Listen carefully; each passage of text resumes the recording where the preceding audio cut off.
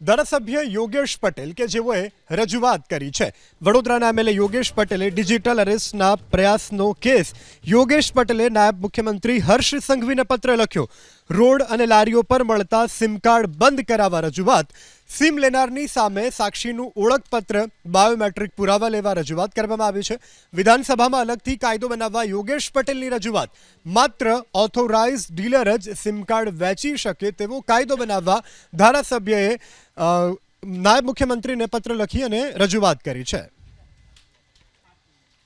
તો વડોદરાના ધારાસભ્ય છે યોગેશભાઈ પટેલ કે તેઓની સાથે ડિજિટલ અરેસ્ટનો પ્રયાસ કરવામાં આવ્યો હતો. આ અંગે તેઓએ નાયબ મુખ્યમંત્રીને પત્ર લખી રજૂઆત કરી છે.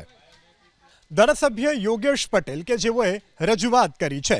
વડોદરાના એમએલએ યોગેશ પટેલે ડિજિટલ અરેસ્ટના પ્રયાસનો કેસ યોગેશ પટેલે નાયબ મુખ્યમંત્રી હર્ષ સંઘવીને પત્ર લખ્યો.